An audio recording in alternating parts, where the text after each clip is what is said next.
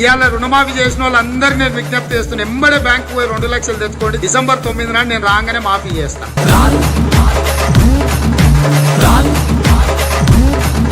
ఇప్పుడు పెన్షన్ తీసుకుంటే 2000 వస్తుంది, కానీ ఒక్క నెల వాయిదా పడ్డదంటే వచ్చే నెల మేము 4000 ఇస్తాం.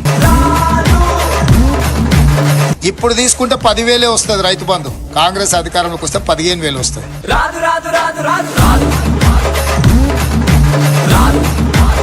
నేను మాట ఇస్తున్నా, ఎంతైనా ఊరి పండించుకోండి.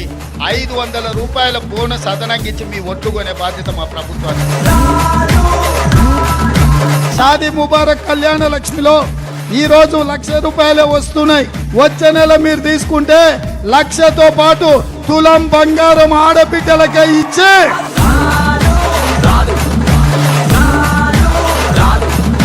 ప్రతి నెల 1వ తారీఖు నాడు ఆడబిడ్డల ఖాతాలో 2,500 రూపాయలు ప్రతి నెల ఆడబిడ్డల ఖాతాలో వేయాలని కాంగ్రెస్ పార్టీ నిర్ణయం తీసుకున్నది.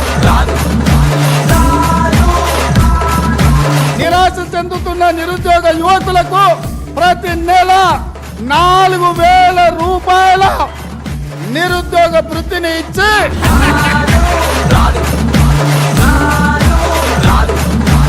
ఇజ్జత్ పోతే రాదు.